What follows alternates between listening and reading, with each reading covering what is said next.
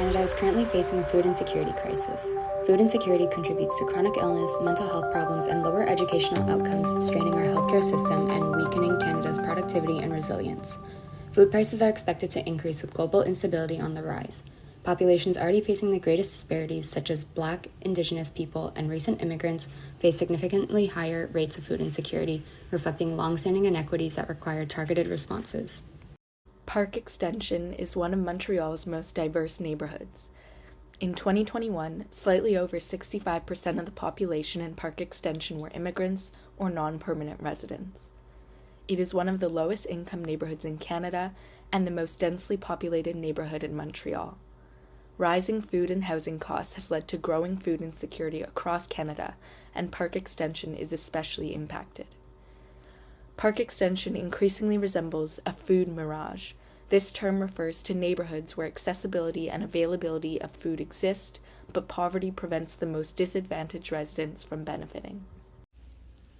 The demand for emergency food aid has reached unprecedented levels, and one community organization tackling this is Ressources Action Alimentation. This organization aims to support individuals and families who face poverty and insecurity, with the hopes of alleviating food insecurity. Located in the heart of Parc-Extension, their main initiatives center around family necessities such as food, clothing drives, educational workshops, and legal aid. As the largest charity organization in Parc-Extension, RAA's main operation is the food basket service.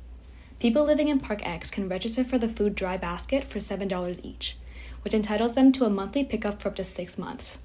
For people who do not have a permanent address in Parc-Ex, a community fridge is available for them to come in once a week and get 5 items for free. Due to Parc-Extension's multicultural background, RAA often sees individuals and families that have recently immigrated to Montreal and caters towards their food needs accordingly. They have hosted multiple workshops for healthy eating and make healthy lunch food options for children, especially targeted towards those who are not familiar with cooking with products such as canned goods. In addition, immigrant rights are respected through the anonymity of those who sign up for food services, and their website is written in multiple languages such as English and Punjabi. We had the privilege of meeting with RAA's food program coordinator, Mr. Gurwinder Singh, on site at their location in Parc-Ex. In a manner representative of the organization's generosity, Mr. Singh agreed to an open-ended interview with us, where he started off explaining RAA's food distribution program. Need to register themselves, and then they can get a food for 6 months.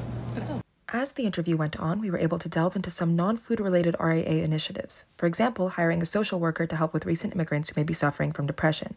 Mr. Singh seemed especially proud of the organization's social events, where people gather weekly to chat and play games. Through socialization and exchange of both good and bad experiences, Mr. Singh believes that people are able to improve their situations.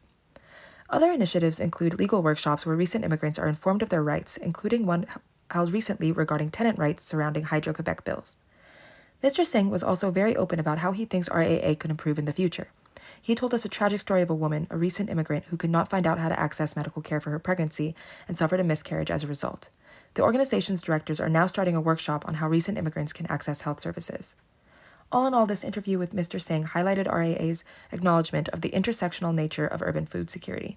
We need food, but we need other things as well. Exactly. If you sick and you don't know where you can get a treatment, so doesn't matter if you have full fridge of food.